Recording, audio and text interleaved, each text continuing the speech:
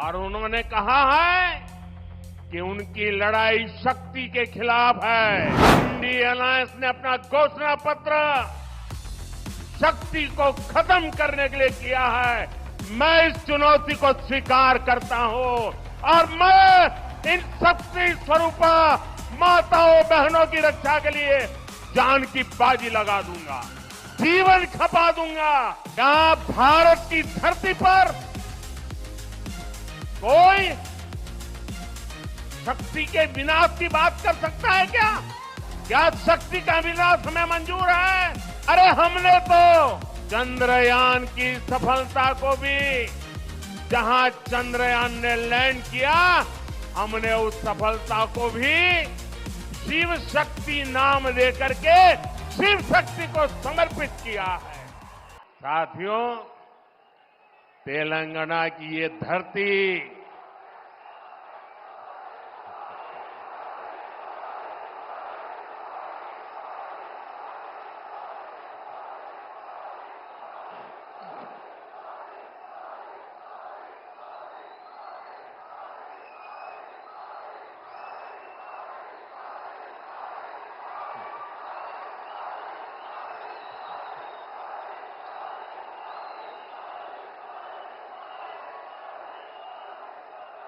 भारत माता की। देखिए, मेरा कितना सौभाग्य है, मेरे सामने शक्ति स्वरूपा एक बेटी शक्ति का रूप धारण करके मुझे आशीर्वाद देने आई है। उधर भी एक बेटी देखिए, शक्ति स्वरूपा बन के मुझे आशीर्वाद देने आई है। और इधर देखिए, इतनी माताएं बहनें शक्ति स्वरूपा आज मोदी को आशीर्वाद दे रही है।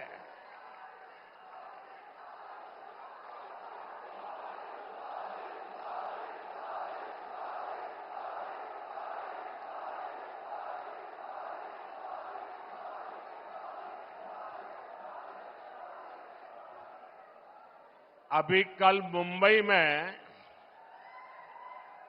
इंडी अलायंस की रैली थी और चुनाव घोषित होने के बाद इंडी अलायंस की ये पहली और उनके लिए सबसे महत्वपूर्ण रैली थी। उस रैली में उन्होंने अपना घोषणा पत्र जाहिर किया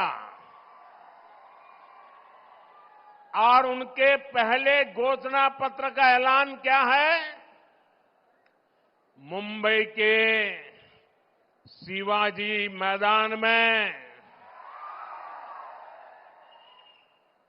जो छत्रपति शिवाजी महाराज कहते थे, जब एक औरत को उठा करके लाए तो उन्होंने कहा, काश अगर तुम मेरी मां होती तो मैं भी तेरे जैसा सुंदर होता। ऐसा शिवाजी पार्क, जहां से इंडी अलायंस ने अपनी घोषणा पत्र जाहिर किया और उन्होंने कहा है कि उनकी लड़ाई शक्ति के खिलाफ है। मेरे लिए हर मां शक्ति का रूप है, हर बेटी शक्ति का रूप है। और मेरी इन माताओं बहनों की तरफ से, माताओं बहनों, आपको मैं शक्ति के रूप में पूजा करता हूं। मैं भारत मां का पुजारी हूं। मैं आप शक्ति स्वरूपा सब माता बहन बेटियों का भी पुजारी हूं। और जिन्होंने कल शिवाजी पार्क में इंडिया अलायंस ने अपना घोषणा पत्र शक्ति को खत्म करने के लिए किया है। मैं इस चुनौती को स्वीकार करता हूं और मैं इन शक्ति स्वरूपा माताओं बहनों की रक्षा के लिए जान की बाजी लगा दूंगा, जीवन खपा दूंगा।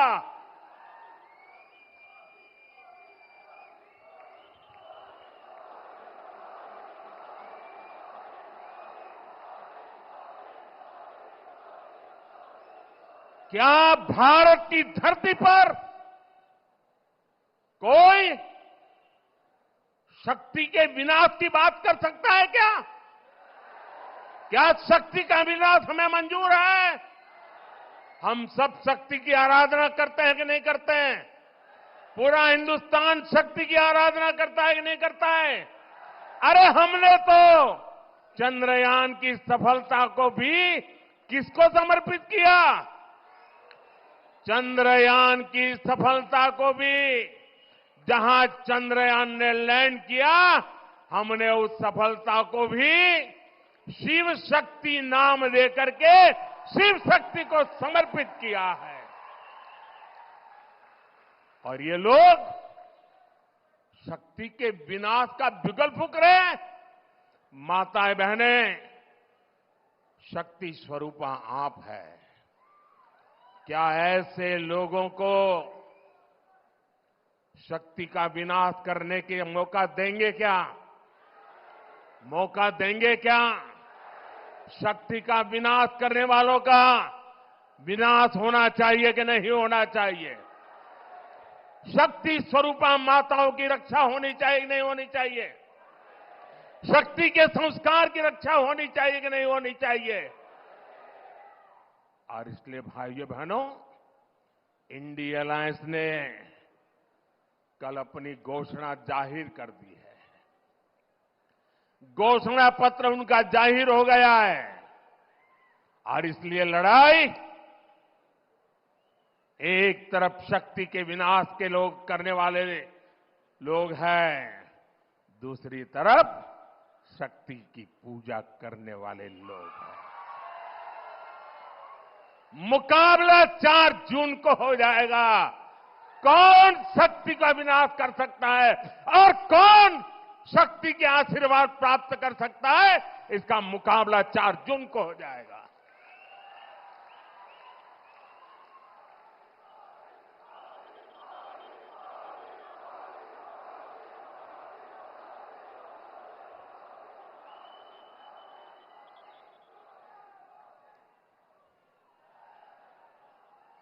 साथियों, तेलंगाना की ये धरती कोई साधारण धरती नहीं है।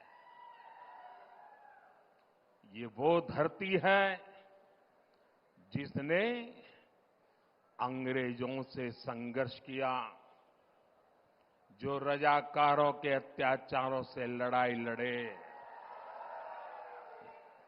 इस धरती ने देश की अखंडता और सम्मान के लिए संघर्ष किया। बावजूद इसके आजादी के बाद तेलंगाना को कांग्रेस के सियासी षड्यंत्रों को सहना पड़ा।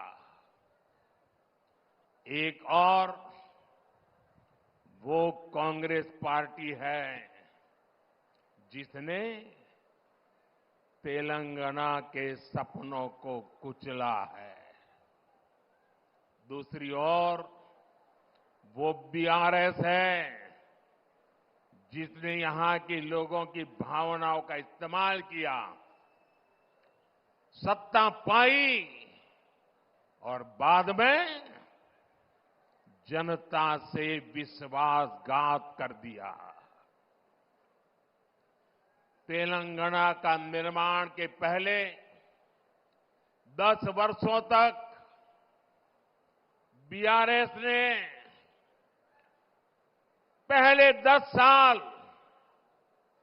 बीआरएस ने तेलंगाना को जम करके लूटा है। लूटा है कि नहीं लूटा है? और अब कांग्रेस ने तेलंगाना को अपना एटीएम स्टेट बना लिया है। तेलंगाना से लूटा गया ये पैसा दिल्ली तक जाता है, वहां परिवारवादी लोगों की तिजोरी में पहुंचता है। फिर इसी पैसे का इस्तेमाल देश में झूठ और बंटवारे की साजिशों की फंडिंग के लिए होता है। और तेलंगाना के लोग जानते हैं, एक घोटालेबाज दूसरे घोटालेबाज पर कभी कार्रवाई नहीं कर सकता।